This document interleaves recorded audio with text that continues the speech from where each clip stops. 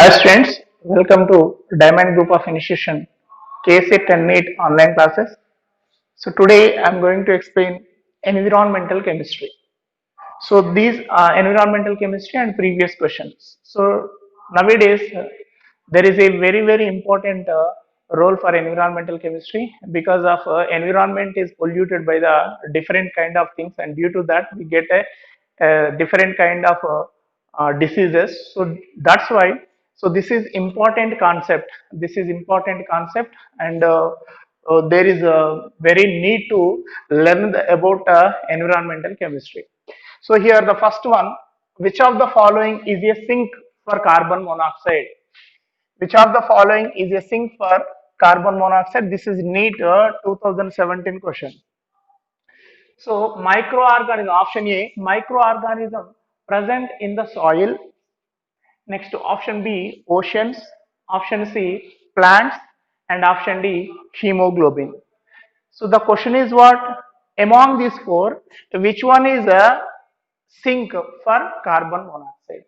So here, before that, what is the sink? Okay, what is the sink? So here, in environmental chemistry, we are used mainly two words. Those are receptors and sink. So here, sink means the medium which it is along with the pollutant, and it is react with the pollutant, and that is called sink. The medium, it is along with the pollutant, and that is reacts with the pollutant, that is called what? Sink.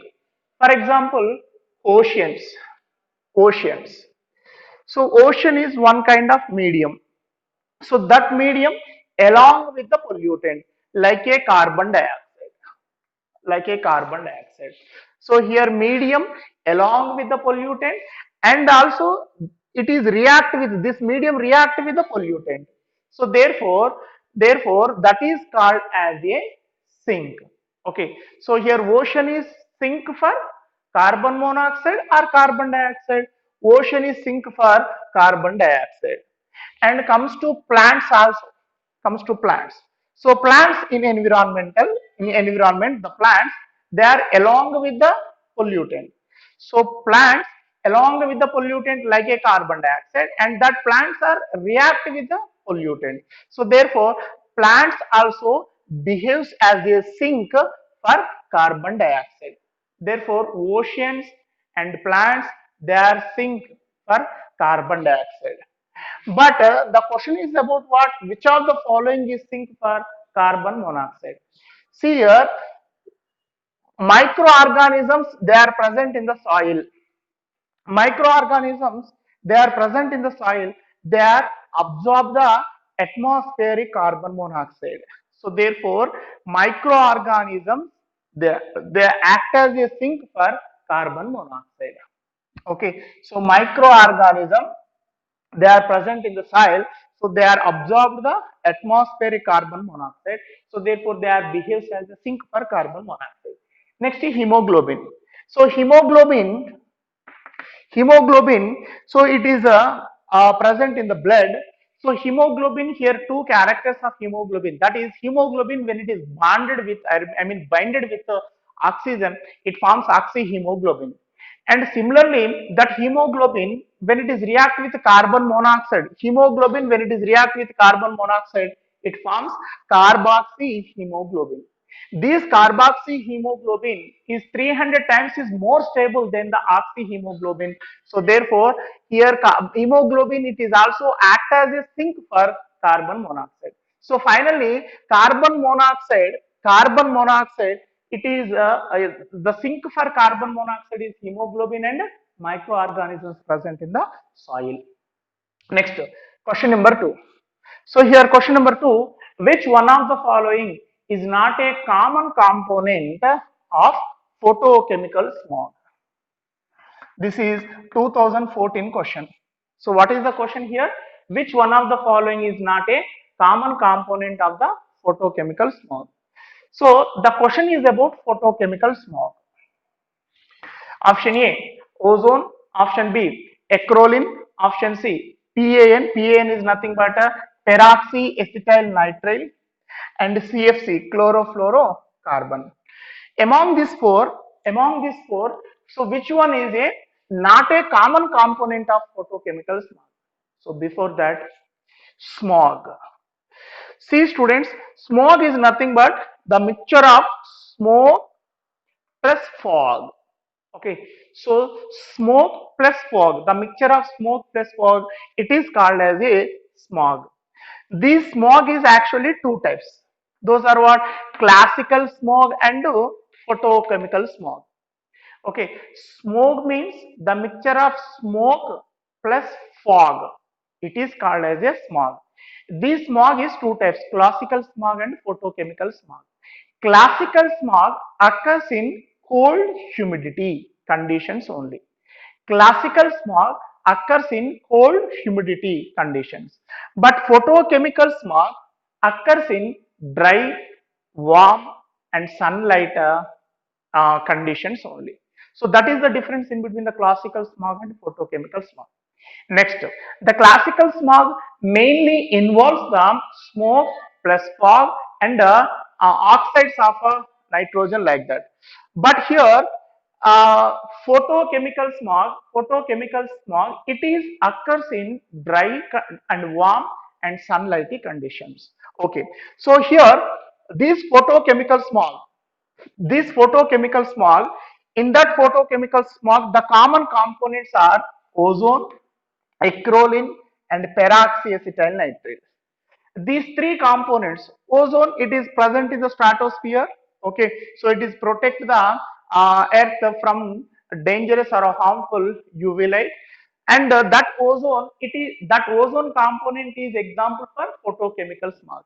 Acrolein also, so acrolein, this is the composition of acrolein. So acrolein also, it is also photochemical smog, and peroxyacetyl it is also photochemical smog. But chlorofluorocarbon, it is not a photochemical smog because of this fluorocarbon, it is destroys the ozone layer in the stratosphere. Ozone is the component of photochemical smog, but chlorofluorocarbon, it is destroys the ozone layer. Therefore, it is not a photochemical smog. But here remaining ozone, acrolein, peroxyacetylnitrile, these components are example for photochemical smog. So therefore, option D is the answer. Question number 3. Which of the following statement is not true? Which of the following statement is wrong statement? So this is NEET 2013 question. NEET 2013 question. So the question is about what? Here four options are given. Four options are given. Among these four options, which one is the wrong statement? So first one, the clean water BOD. So biooxygen demand value. So the clean water BOD value is 5 ppm, okay, 5 parts per million. Next, fluoride deficiency in drinking water is harmful, and soluble fluoride is often used to bring its concentration up to 1 ppm. Next, when the pH of rain water is higher than the 6.5, then it is called as a acid rain. Next, DO is nothing but dissolved oxygen. Dissolved oxygen in cold water can reach a concentration up to 10 ppm. Among these four, which one is the wrong statement? So first one, BOD. The question is about BOD. So BOD, so here BOD, COD, the terms are used in environmental chemistry. BOD, based on the BOD value, the water, it is pure water or unpure water. So we are, I mean, this is the measurement. This is the measurement for water purification. So based on the BOD value, we have concluded that the water belongs to pure water or not. If the BOD value for water, if the BOD value is in the range of 1 to 5 ppm, then the water is called as a clean water. If the BOD value is 1 to 5 range, then the water is called as a clean water. So this is the right statement A. Second, B, fluoride deficiency in drinking water is harmful. Fluoride deficiency in drinking water is harmful. Fluoride, it is one of the ion, it is also used are important for our body growing. But if the fluoride concentration is decreases or increases above the 1 ppm, then it is harmful. If the fluoride concentration is increases more than 1 ppm, it causes the fluorosis also. Okay, fluorosis diseases also. If the fluoride deficiency in drinking water is harmful. If the fluoride concentration is decreases or increases, it causes the diseases like a tooth decay or fluorosis diseases like that. Okay, so therefore fluoride deficiency in drinking water is harmful. Yes, it is right. So therefore, to increase the fluoride level in the water, we have to add the soluble fluoride is often is used to bring its concentration up to 1 ppm, 1 parts per million. See students, fluoride concentration in the water is above 1 ppm or below 1 ppm, then it is harmful. So therefore we have to maintain the fluoride concentration in water as 1 ppm. Okay, next. So this is also right statement. A also right statement. See, when the pH of rainwater is higher than 6.5, when the pH of rainwater is higher than 6.5, that is the wrong. Because of when the pH of rainwater is higher than 6.5, it's not a acid rain. Acid rain pH value is less than 5.6. Okay, is less than 5.6. If the acid rain value or if the rainwater value, if it is pH value is less than 5.6, then only it is called as a acid rain. Okay, rainwater pH value is less than 5.6, is less than 5.6, then only it is called acid rain. But here the option C, the pH of rainwater is higher than 6.5 is called acid rain. That is the wrong statement. Therefore, we have to choose the wrong statement in this four option. So C is the wrong statement. Next, dissolved oxygen in cold water. So DO value, dissolved oxygen in cold water. So that is reaches the concentration up to 10 ppm. It is also correct statement, but C is the wrong statement. Next question number 4. Which of the following statements regarding photochemical smog is not correct? Okay, which of the following statements regarding photochemical smog is not correct? This is 2012 question. First one, the question is about photochemical smog first. So first option A, carbon monoxide does not play a role in photochemical smog formation. Carbon monoxide does not play a role in photochemical smog formation. Option B, photochemical smog is an oxidizing agent in character. Option C, photochemical smog is formed through photochemical reaction involving solar energy. Option D, photochemical smog does not cause irritation in eyes and throat. Okay, so in these four options, which option is not correct or not related to the photochemical smog? So just now I'm explaining about the photochemical smog. Actually, smoke is nothing but smoke plus fog. The smog is two types, classical smog and photochemical smog. Classical smog occurred in cold humidity condition, and photochemical smog is occurs in dry, warm sunlight conditions only. Sunlight, that is important because of here unsaturated hydrocarbons, number one, unsaturated hydrocarbon, and next nitrogen oxide. Okay, nitrogen oxides and the unsaturated hydrocarbons and the nitrogen oxides.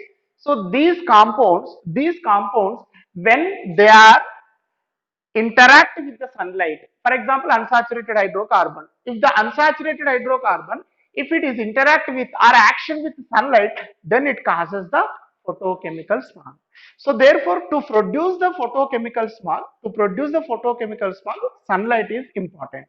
Okay, so that's why photochemical smog is occurs in dry and warm and sunlight conditions only. So because of that sunlight, when it is interact with unsaturated hydrocarbons, it are nitrogen oxides, it causes what? Photochemical smog. Okay, so therefore unsaturated hydrocarbon and nitrogen oxide, they are responsible for the photochemical smog, but carbon monoxide does not play any role in photochemical smog formation. Yes, it is a right statement. Okay, next, photochemical smog is an oxidizing agent. Photochemical smog is oxidizing agent and classical smog is reducing agent. That is the difference in between photochemical smog and classical smog. So this is also right. Photochemical smog is oxidizing agent. Next, see, photochemical smog is formed through photochemical reaction involving solar energy.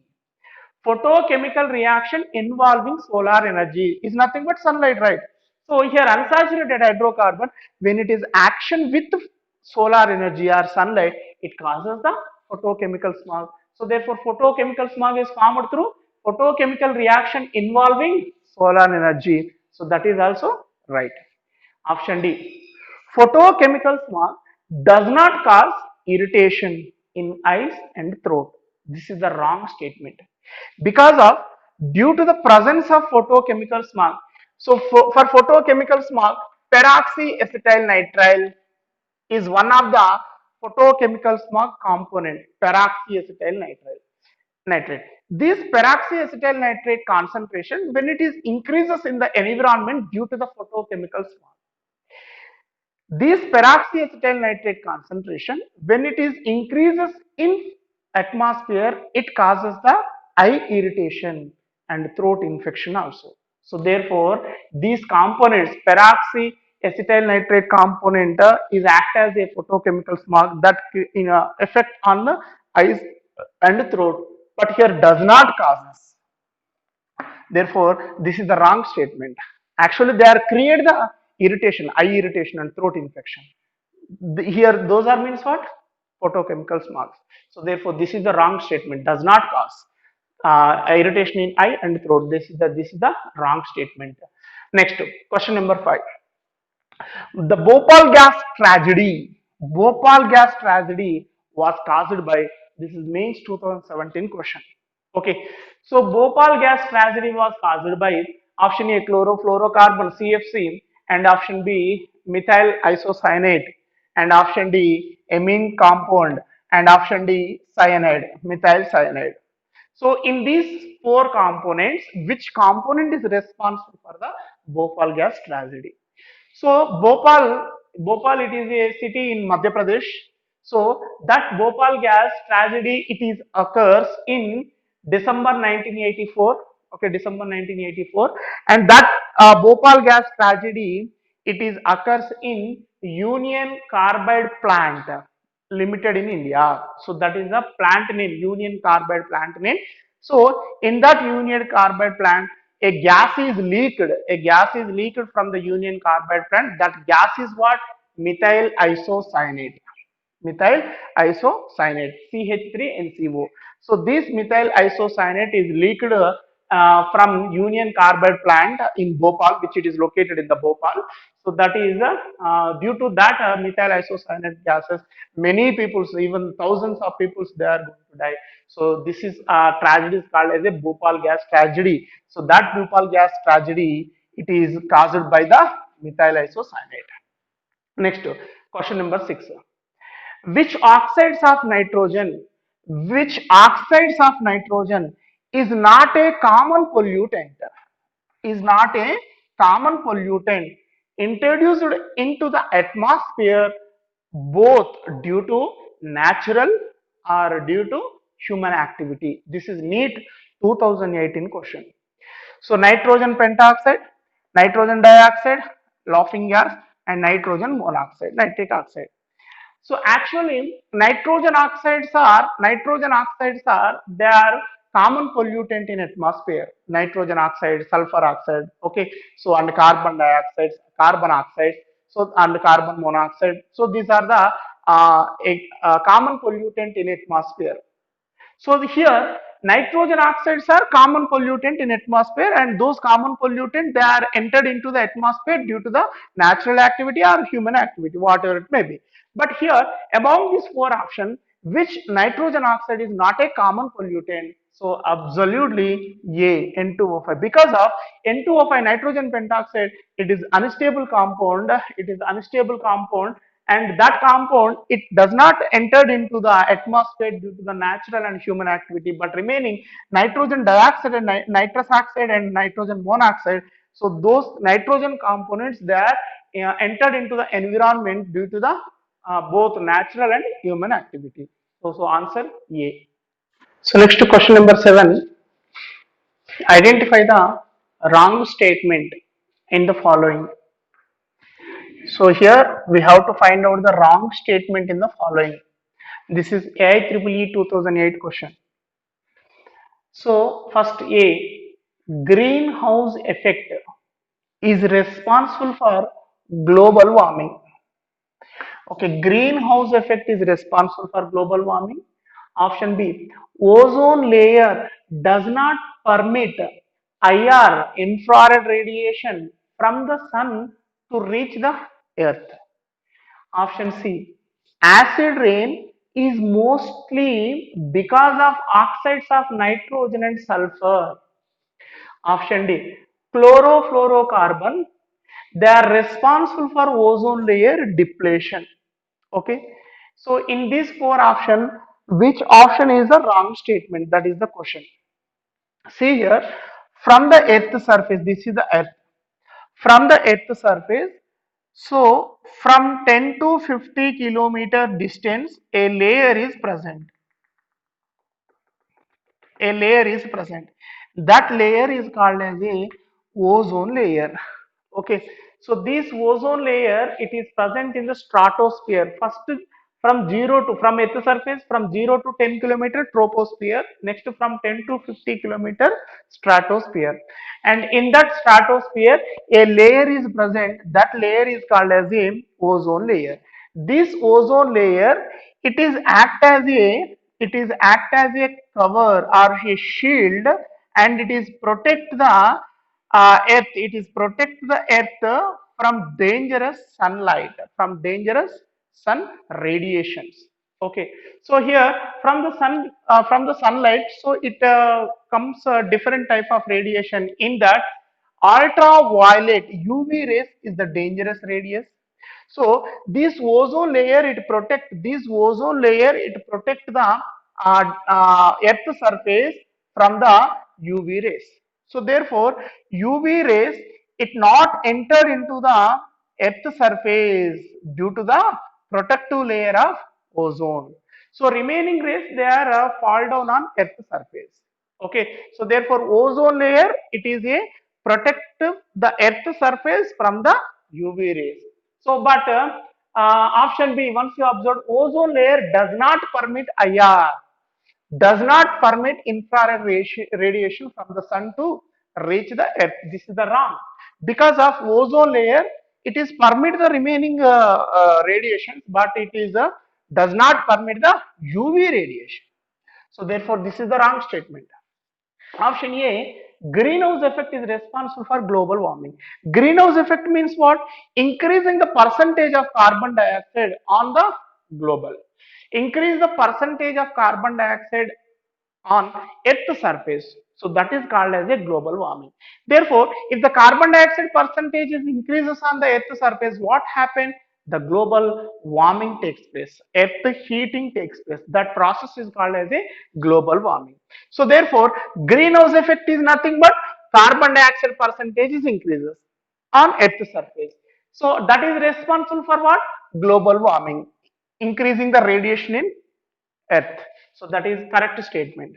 And option C, acid rain is mostly because of oxides of nitrogen, sulfur and carbon. Yes, right.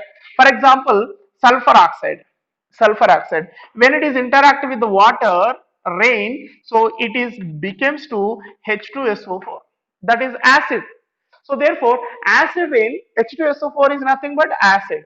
So that acid rain, it is causes due to the sulfur oxides and nitrogen oxides also. So therefore, acid rains are responsible for due to the presence of sulfur oxide and nitrogen oxide and carbon dioxide in the environment. Therefore, acid rain is mostly because of oxides of nitrogen, sulfur. This is also correct statement. Next, chlorofluorocarbon are responsible for the ozone layer depletion. Yes, this ozone layer undergoes the depletion, I mean forms a hole due to the chlorofluorocarbon. Due to the chlorofluorocarbon. Therefore, chlorofluorocarbon are responsible for ozone layer depletion. So this is also right. This is also right. This is also right. Option B is wrong. That is the answer. Question number 8. In water sample, so in water sample, ppm level concentration of following anions. So in water containing many kind of ions like cations and anions. In that, so some of the anions concentration is given. Fluoride concentration is 10 ppm, sulfate concentration is 100 ppm, nitrate concentration is 50 ppm. Next, so here that water contain fluoride concentration is 10 ppm, sulfate concentration is 100 ppm, nitrate concentration is 50. Then the anion or anions that make or makes the water sample is unsuitable for drinking is or what? This is JEE Mains 2017 question. Okay, students. So here given data is what? So they are taken the water sample. In that fluoride anion concentration, sulfate anion concentration, nitrate anion concentration is given. So here fluoride concentration is 10 ppm, sulfate concentration is 100 ppm, nitrate concentration is 50 ppm. Then the water is suitable for drinking or unsuitable? Yes, it is absolutely unsuitable for drinking. But this water is unsuitable for drinking for which ion concentration is more. Okay, so accurately fluoride. So when fluoride concentration is above 1 ppm, it is harmful for drinking. So therefore, but here fluoride concentration is 10 ppm, means above 1 ppm. Therefore, that water is not a suitable for the drinking. So therefore, answer D. Next, ninth one. The concentration of fluoride concentration and lead concentration, nitrate concentration and iron concentration in a water sample. In a water sample from an undergrounded lake was found to be 1000 ppm, 1000 ppm and 40 ppm and 100 ppm and 0.2 ppm respectively. This water is unsuitable for drinking. Sorry, 1 ppm here. Unsuitable for drinking due to the high concentration of what? Okay, so that is the question. See here, fluoride concentration is 1 ppm and lead concentration is 40 ppm. Nitrate concentration is 100 ppm. But in this sample, nitrate concentration is 50 ppm. Okay, if the nitrate concentration is 50 ppm or below 50 ppm, there is no, any side effects. But here, nitrate concentration is 100 ppm. So here, nitrate concentration is more. Due to that, it is unsuitable for the drinking. So due to the high concentration of nitrate, this is Mains 2016 question. Question number 10. Which one of the following is not true? So here four options are given. From that four options, we have to select the wrong statement. That is 2011 question. First option A. pH of drinking water should be between 5.6 to 9.5. So drinking water pH. If the drinking water pH is less than 5.6, then that is called as a acid rain. Okay, that is called as a acid rain. But here pH of drinking water should be between 5.6 to 9.5. That is better for the drinking of water. Next, that is the right statement. Second one, concentration of dissolved oxygen below 6 ppm is good for growth of fish. Okay, this is the wrong statement. Because of, so the dissolved oxygen below 6 ppm, when the dissolved oxygen percentage is below 6 ppm, so in that situation, the fishes, they are going to die because of that. So that condition is not suitable for growing of fishes. So therefore, this is a wrong statement. And option C, clean water would have BOD value of less than 5 ppm. So BOD, so that is a measurement of water and clean water and like that. So therefore, clean water would have the BOD value is less than 5 ppm. Okay. So if the BOD value is 1 to 5 ppm, that is a clean water. Therefore, it is also a right statement. Oxides of sulfur, just like this, sulfur oxide, and oxides of nitrogen and oxides of carbon are the most widespread air pollutant. Okay, so if the nitrogen oxide or sulfur oxide and carbon dioxide, these oxides when they are increases percentage in atmosphere, that is the causes the pollution. Therefore, it is also right statement. So therefore, but option B is the wrong statement. Okay.